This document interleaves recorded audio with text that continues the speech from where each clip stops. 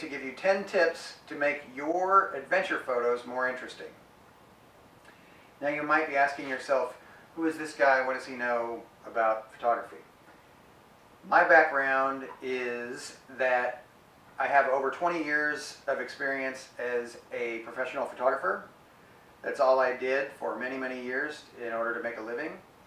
My pictures were, I was hired by a lot of magazines and companies and record labels to do pictures for travel. Like I did a travel story for Men's Journal.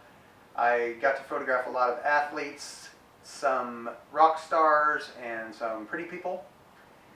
My favorite project that I've worked on, before I taught photography at the University of Texas, I did a book called The Sound of Austin, and it was portraits of 100 of my favorite musicians in Austin. So nowadays, I live out in Oregon, and there's so much beauty here that I've been out traipsing around, and a lot of times I'd like to capture my journeys on the camera.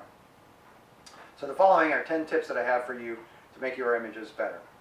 Number one, bring your batteries, but charge them first. So many times I've pulled the camera out of the bag and been like, oh, because there's no juice in it, and then you just carried 30 pounds of camera gear up a mountain for no reason.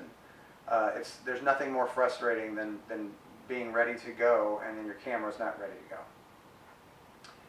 go. Number two, just take more pictures. It's as simple as that. You're working with a digital camera anyways. It doesn't cost you anything but time. So if you take 4 times as many pictures, you quadruple your chances of getting a great image. It's just that simple. Number three, this one's tougher.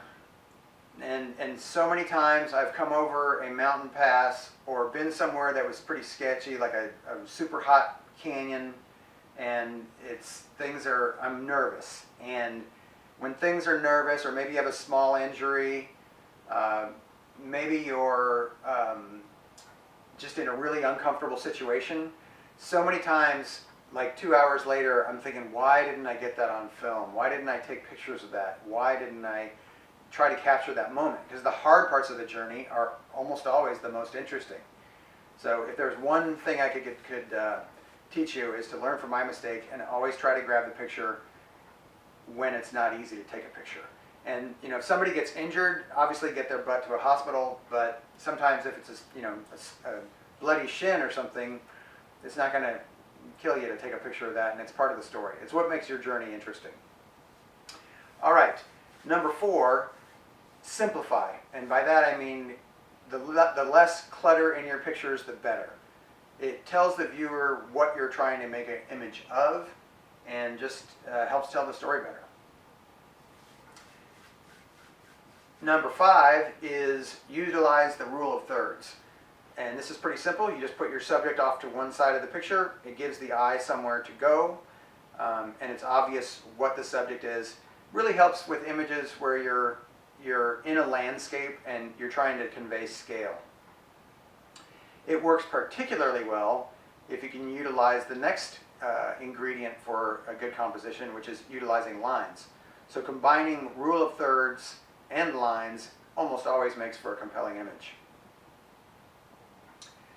Number seven is balance, and this is kind of the yin and yang of composition. Sometimes it's a big object paired with a small object. Sometimes it's two equals, but it's very pleasing to the eye to see some sort of balance in an image.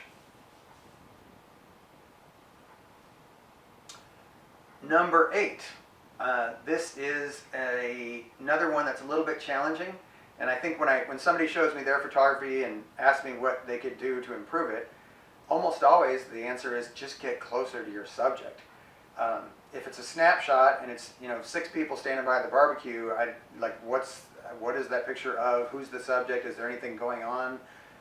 If you simply move closer, it automatically makes the image more interesting, and I mean closer.